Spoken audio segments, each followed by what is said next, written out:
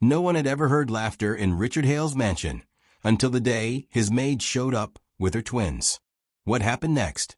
It changed everything, and no billionaire could have predicted it.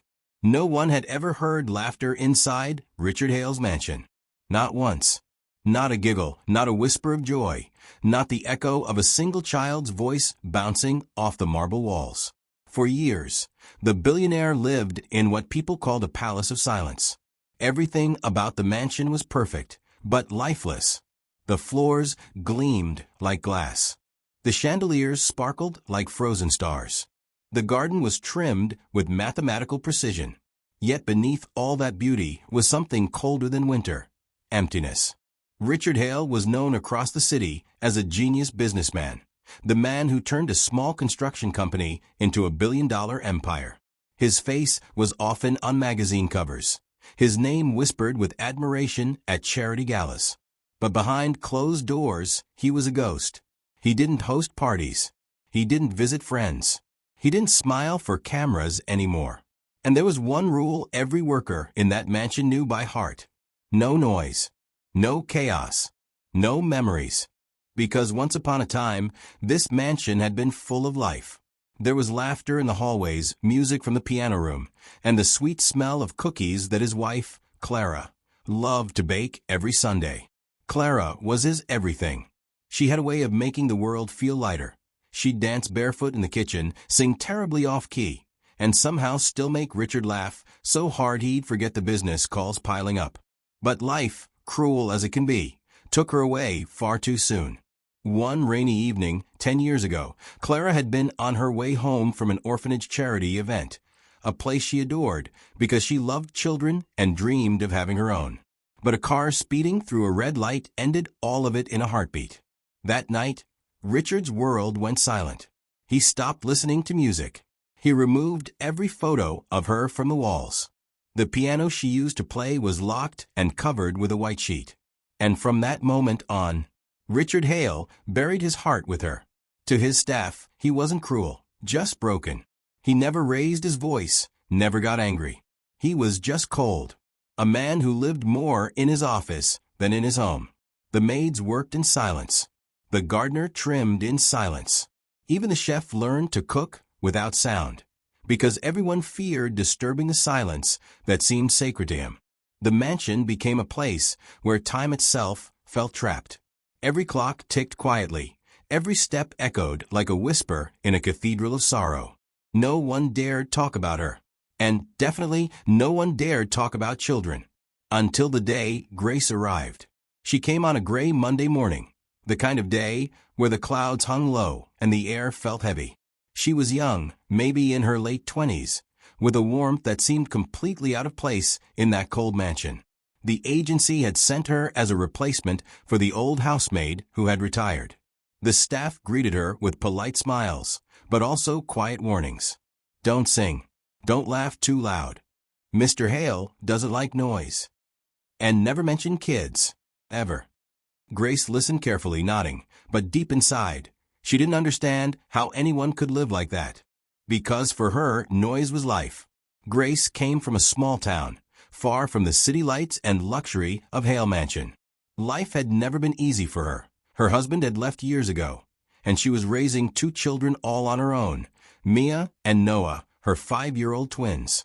They were her world. Every morning, before leaving for work, she'd kiss their foreheads, whisper, "Be good, Mommy loves you," and promise to come back with a smile. And every evening, no matter how tired she was, she'd rush home to cook for them, bathe them, and tell them bedtime stories. Stories about courage, kindness, and dreams coming true. Stories she wanted them to believe in, even if life wasn't fair to her. But inside Hale Mansion, Grace felt something strange. She couldn't explain it at first. It wasn't fear, it was sadness. The air in that house felt heavy, like it carried grief that refused to leave. Even as she dusted the furniture or cleaned the vast dining hall, she could feel eyes watching her, not literally, but through the paintings of Clara that still hung in some corners. A woman with kind eyes and a soft smile. Grace couldn't help but pause sometimes and whisper, "You must have been special. He still keeps your world frozen." On her third day, as she dusted the grand piano in the ballroom, she caught her reflection in its glossy, black surface. It was covered, untouched for years. Her fingers brushed over the cloth, and for a brief second, she wanted to lift it, to let the sunlight hit the keys again. But she stopped herself. The butler's voice echoed in her head. He doesn't like reminders. So she simply whispered, "Maybe one day, someone will bring music back here again." She didn't know that someone would be her, or that her children would be the ones to melt the ice around Richard Hale's heart. That evening, when her shift ended, Grace packed her things quickly. She hated staying late. Her twins would be waiting, probably fighting over crayons or complaining they were hungry again. She smiled just thinking about them. As she stepped out of the mansion, she saw a group of children laughing and playing on the street outside the gate. Their carefree joy echoed faintly through the iron bars. And for the first time, she wondered, what would Richard Hale do if he heard that sound? Would he yell? Would he frown? Or would something inside him remember? She didn't know the answer. But soon she would. Because fate was already writing the next chapter. The one where silence would finally break, and laughter would return to the house that forgot how to love. The storm had been raging for hours. Rain lashed against the windows of the Hale mansion like 1,000 tiny hammers, and the wind howled through the trees, bending them until they seemed like shadows in a nightmare. Inside the mansion, the usual silence felt heavier than ever. Even the old grandfather clock seemed to tick quietly out of respect for the storm. Grace was frantic. She had planned her day carefully. Leave work at 5, make it home in time for the twins' dinner, bath, and bedtime story. But now, everything had fallen apart. Her babysitter had called, her voice trembling. I can't make it tonight, Grace. The roads are flooded. I'm so sorry." Grace's stomach dropped. Mia and Noah couldn't be left alone. The roads were nearly impassable. Buses weren't running. And in the storm, leaving her children at home was unthinkable. She paced the halls of the mansion, her mop forgotten in the corner, her heart pounding. She had heard the stories about the billionaire who never allowed children in his home, the man who didn't tolerate noise, laughter, or joy. Yet the thought of leaving Mia and Noah in danger made her decision for her. With trembling hands, she scooped up their small backpacks and whispered, "We have to go. I'll take you with me, just for a little while." "Okay." Mia's wide eyes blinked at her. "But Mommy, won't he be mad?" "Sure, honey. Everything will be fine. I promise." Noah clutched her apron, his tiny hands sweaty with worry. "Mommy, is he scary?" "He's very serious," Grace admitted softly. "But sometimes, people who look scary just need a little light in their life." The twins didn't fully understand, but they trusted her completely. And so, against every rule she had promised herself to follow, Grace led them into the mansion. At first, the twins were quiet. They held onto her hand tightly, their small shoes echoing softly against the polished marble floors. The chandeliers above cast sparkling patterns on the walls, and the storm outside made everything feel surreal, like a scene from a fairy tale, though a very quiet, frozen one. Mia was the first to break the silence. She let go of Grace's hand and twirled once, twice, 3 times. Her little dress swirled around her legs. "I'm a princess," she whispered, her eyes bright with delight.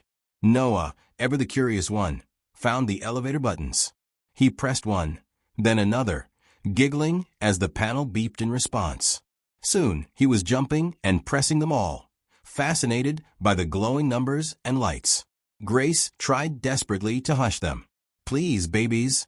"Mr. Hale hates noise," she whispered, panic rising in her throat. But the twins' laughter and playful squeals had already begun to echo through the hallways, bouncing off the walls, reaching corners that hadn't heard a child's voice in years. Then it happened. A shadow appeared in the doorway. Richard Hale. The air seemed to freeze. The storm outside faded into silence in Grace's mind. She had expected anger, shouting, maybe even the firing of her entire career. But what met her eyes was far worse than anger. Richard stood tall, his face carved like a mask from stone. His eyes, cold and piercing, swept over the twins, over Grace, and finally rested on the marble floor as if weighing the gravity of her actions. What is going on here? The twins froze instantly, Mia's twirling stopping mid-step, Noah clutching the elevator panel like it was a lifeline. Grace felt her face drain of color. "I'm sorry, sir," she stammered, her voice barely above a whisper. "My babysitter, she canceled last minute. I'll take them right now." Richard didn't move. He didn't speak further. He simply stood there, as silent and imposing as a statue in the hall. The tension was unbearable. Grace could feel her heartbeat in her throat. The storm outside was now pounding harder, as if nature itself knew this moment was one of reckoning. Then something happened that no one could have predicted. Noah, small and fearless in a way that only children can be, stepped forward just a little. He tilted his head up, looked straight into Richard's eyes, and said softly, "You look sad." The room went utterly silent. Grace's mouth fell open. Mia's eyes widened. Even the wind seemed to pause. Richard Hale, the man who had never smiled, never allowed children inside his home, who had built walls around his heart taller than the mansion itself, didn't speak. His eyes softened slightly, though he didn't move. There was a flicker, almost invisible, of something long buried. Pain? Loneliness? Regret? Perhaps all three. Grace swallowed hard. She didn't know what to say. She had never seen anyone, not even her own parents, cause him to pause like this. Mia, sensing the tension, took a tiny step forward. "Do you want to play with us?" she asked, her voice barely above a whisper. Richard blinked. Then he looked away. His jaw tightened, as though he were fighting some invisible battle inside himself. And yet, just like that, the ice began to crack. The sound of the storm outside, the echo of the twins' innocent voices, something had reached him. Something that reminded him of the wife he had lost, the family he had denied himself, the laughter he had once cherished and then buried in sorrow. Grace took a deep breath, her hands shaking, and whispered, "Sir, they only want to be near me. They won't cause trouble. Please." Richard didn't answer. He simply stepped back slightly, his shoulders relaxing just a fraction. Noah's words had done what no argument, no tears, and no pleas could do. They had reached the man behind the mask. For the first time in years, Richard Hale didn't know what to say. And in that silence, something miraculous happened. The mansion felt warmer, softer, somehow alive again. Grace glanced down at the twins. They were staring up at him with wide, trusting eyes. They had no fear, only honesty and light. And Richard, standing there in the doorway, realized something he hadn't admitted in a decade. Maybe, just maybe, children weren't chaos. Maybe they were exactly what he needed. The storm raged on outside. But inside, for the first time in years, there was a spark of something new. The beginning of change. Richard should have fired her. That's what every employee expected. That's what the stories said he did in the past. One wrong move, one break in his carefully maintained silence, and the offender would be gone. Yet, as he stood in the doorway of the grand kitchen, watching Grace shepherd her small, innocent twins through the golden halls of the mansion, he did something no one anticipated. He didn't say a word about rules, discipline, or consequences. Instead, he simply said, "Let them stay until the rain stops." The words startled Grace so much that she nearly dropped the silver tray she was holding. Mia and Noah blinked up at her, puzzled, but quickly scurried toward the kitchen, their tiny feet making soft thuds on the marble floor. Grace followed, her heart racing, silently whispering, "Thank you, sir. Thank you." The twins immediately began exploring the kitchen, the only forbidden place in the house they had ever stepped foot into. Mia climbed onto a stool and grabbed a wooden spoon, pretending to stir a huge pot of invisible stew. Noah pressed buttons on the coffee machine, pretending it was a spaceship console, laughing as tiny bubbles popped in the frother. Grace tried to stop them at first, murmuring gentle warnings. "Please, babies, don't make a mess. Remember, Mr. Hale doesn't like noise."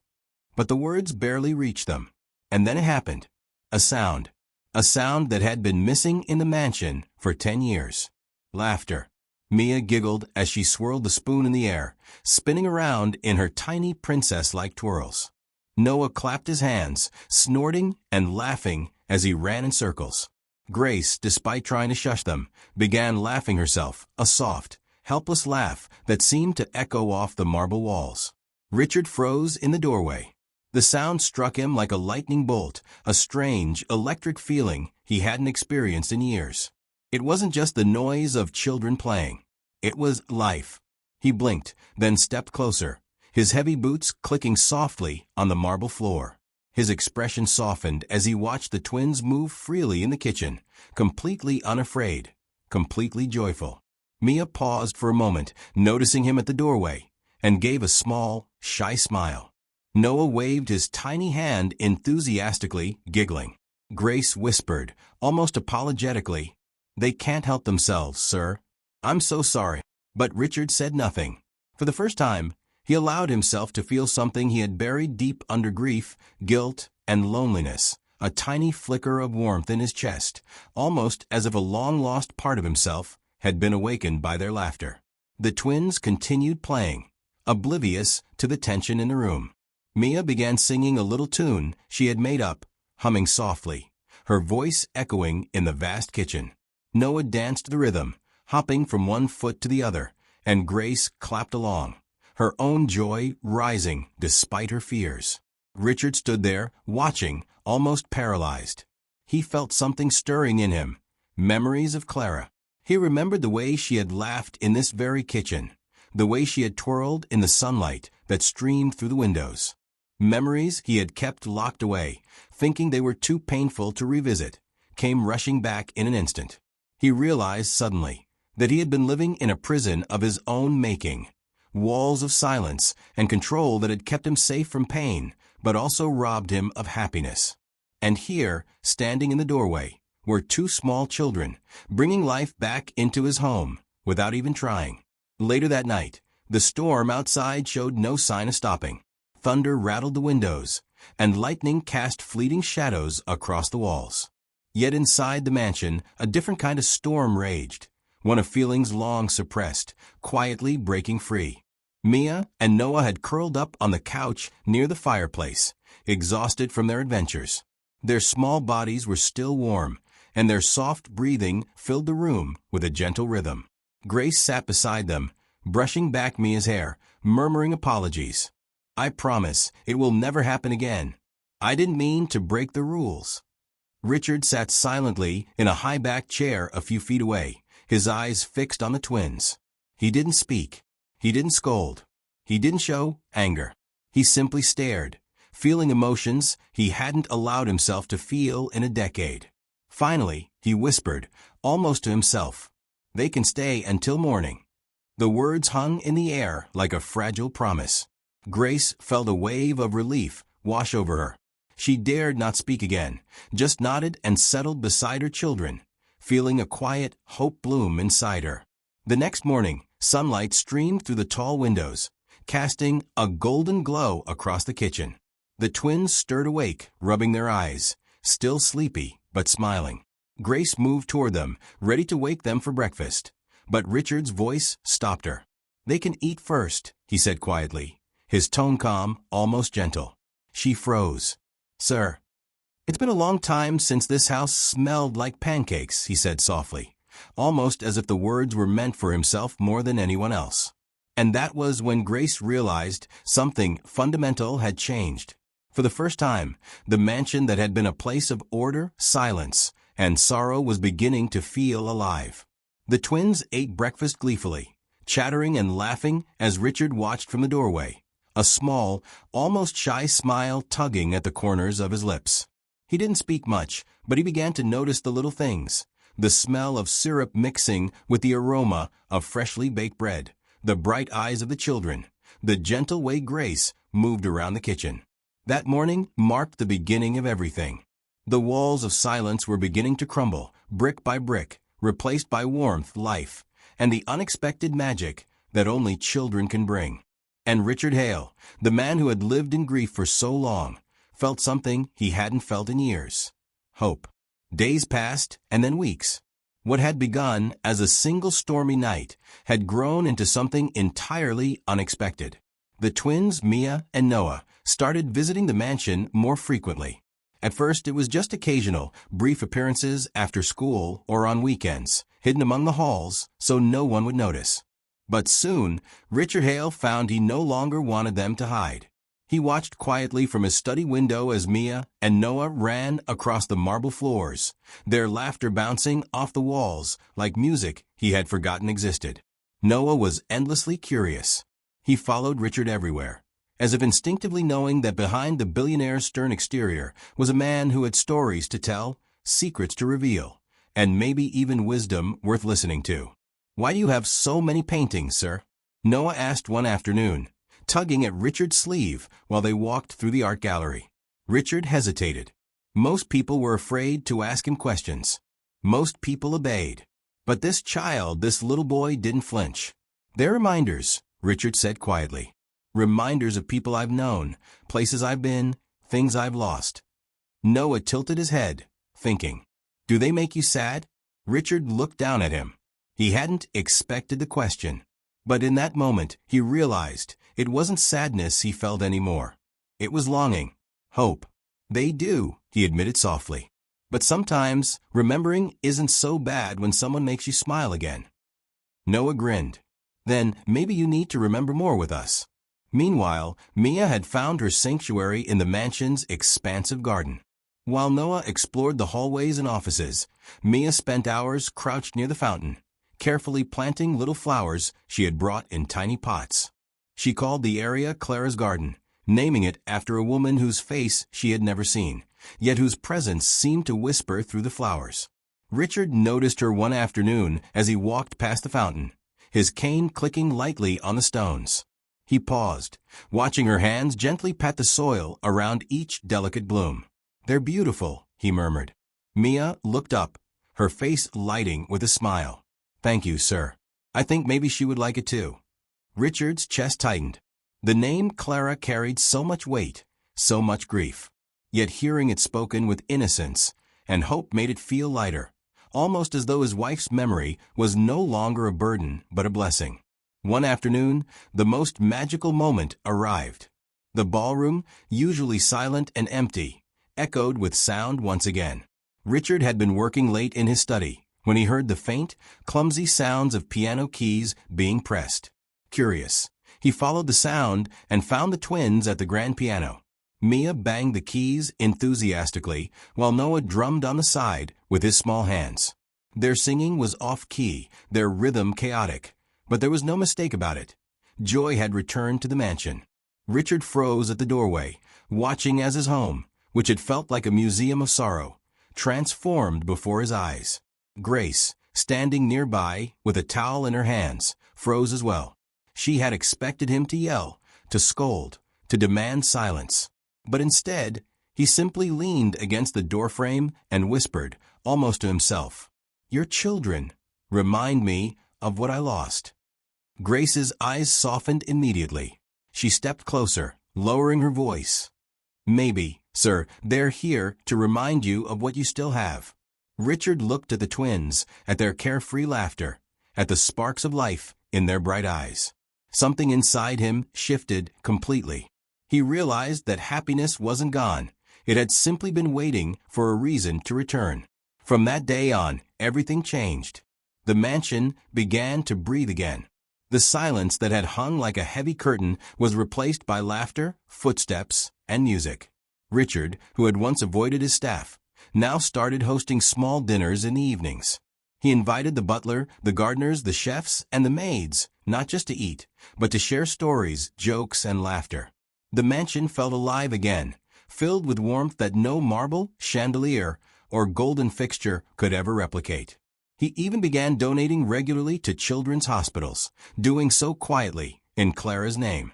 The twins didn't understand it fully, but every letter from the hospital brought a smile to their faces, and Richard found joy in seeing that happiness ripple outward.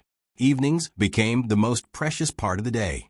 Every night, before the twins returned home, Richard would sit with them in the cozy study or by the fireplace.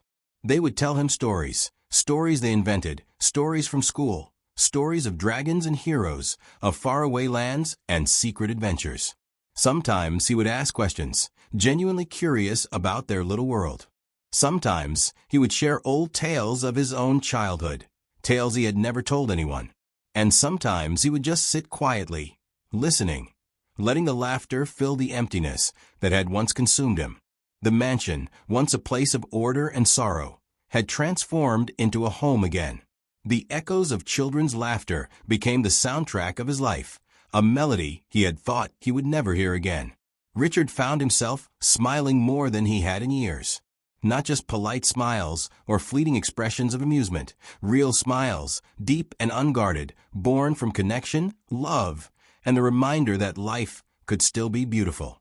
And as he watched Mia place the final flower in Clara's garden, and Noah proudly show him the imaginary spaceship he had built out of chairs and cushions in the living room, Richard understood something he had long denied. Happiness wasn't something to earn or control. Happiness was something to welcome. And sometimes it arrived in the form of two small, fearless children who reminded him what it meant to live. One gray, overcast morning, Grace hurried through the gates of the Hale mansion. Rain had left puddles on the driveway, and the wind tugged at her coat. Her heart pounded harder than the storm outside. She had never been this late before. Every morning she arrived promptly, her children's routines balanced perfectly like clockwork. But today, nothing seemed under control. Her face was pale. Her hands trembled, clutching the handle of her bag as if it could steady her nerves. "The landlord, he's evicting us," she whispered to herself, barely able to hold back tears. "We have nowhere to go." The words felt heavier than the rain that battered the mansion walls. Mia and Noah, standing quietly beside her, looked up at her with worried eyes. Their tiny hands clutched her coat, their little hearts sensing something was wrong. Grace's voice shook as she spoke again. I don't know where we'll stay. I'm so sorry, babies." The twins didn't reply. They just hugged her legs, their innocent presence grounding her amid the panic. Inside, Richard Hale had already noticed her lateness. He was in the study, reviewing some papers, when he saw her arrive at the gates. At first, he thought she was simply late. But as he studied her expression, pale, tense, desperate, he felt a pang in his chest he hadn't felt in years. He stepped outside as Grace hurried up the driveway and noticed the twins' fearful eyes. Something in him shifted immediately. He didn't need to hear her words. The fear in their faces told the story. Without speaking, Richard turned back inside. He walked to the massive window overlooking the garden and took a deep, steadying breath. The mansion was quiet, almost reverent. For a long moment, it felt as though time itself held its breath, waiting for what was about to happen. Then he turned. He walked toward Grace with a calm yet commanding presence. The twins straightened slightly, unsure whether to run or stay. Grace opened her mouth to speak, but Richard stopped her. "Move in here," he said. Grace froze. She blinked, thinking she had misunderstood. "Sir, I couldn't," she stammered, her voice trembling with disbelief. Richard held up his hand, cutting her off gently but firmly. "You can, and you will," he said. His voice was calm, steady, and final. "This house was built for a family. I think. I finally have one again." Tears welled in Grace's eyes, and before she could even process his words, she dropped to her knees and embraced her twins. Mia clung to her shoulder, sobbing softly, while Noah buried his face into her coat, trembling with relief. Grace's tears fell freely, mixing with the rain that had soaked her hair. Richard stood a few steps back, watching silently, his chest tight with emotion. He had spent so many years shielding himself from pain, building walls to keep grief and love alike out. But now, seeing Grace and her children safe in his home, he felt those walls crumble. The days that followed were unlike anything the mansion had ever known. Every corner echoed with laughter. The marble floors, once polished and silent, now rang with tiny footsteps and playful squeals. Mia and Noah explored the rooms freely, their curiosity guiding them from the grand piano in the ballroom to the fountain in the garden. Richard, who had once avoided the world, began spending his mornings in the garden. He would watch the twins run barefoot through the grass, chasing butterflies, collecting leaves, and occasionally laughing so hard that their voices carried across the estate. The mansion, which had been a frozen monument to grief, began to feel alive again. Windows were thrown open to let in sunlight. Curtains swayed in the breeze. The smell of breakfast, pancakes, eggs, and fresh fruit filled the halls. Grace found herself smiling in a way she hadn't since before the eviction notice. Every morning, she would cook with the children at her side, telling them stories while Richard silently observed from the doorway, a small smile tugging at the corners of his lips. One afternoon, Richard wandered through the garden, his hands clasped behind his back. He watched Mia plant new flowers near the fountain, the one she had insisted be called Clara's garden. His chest tightened as he remembered his late wife, imagining her laughing beside the twins, alive in spirit if not in body. He knelt down beside Mia and asked softly, "Do you think Clara would like these flowers?" Mia looked up at him with wide, innocent eyes. "She'd love them, sir. I think she'd be proud of you, too." Richard felt tears sting his eyes, but he didn't move them. For the first time, he allowed himself to feel a profound, bittersweet joy, a mixture of loss and hope intertwined. Noah, meanwhile, had taken to exploring the mansion with quiet fascination. He loved asking questions about the paintings, the furniture, and even Richard's old office. Sometimes he would climb onto Richard's lap while the billionaire sipped tea, asking endless questions about the world outside, the cities and the stars. Richard answered them all, slowly realizing how much he had missed this connection, the innocence, the curiosity, and the simple, unfiltered wonder of childhood. Evenings became magical. The twins would curl up on the living room sofa, Grace sitting beside them, and Richard would tell stories of Clara, of the mansion in its glory days, and of adventures he had never shared with anyone. Mia and Noah would listen wide-eyed, sometimes interrupting with laughter, sometimes with thoughtful questions. Every night, as he watched them drift to sleep, Richard would look out at the darkened garden and whisper quietly, "Clara, I kept my promise. The house is full again."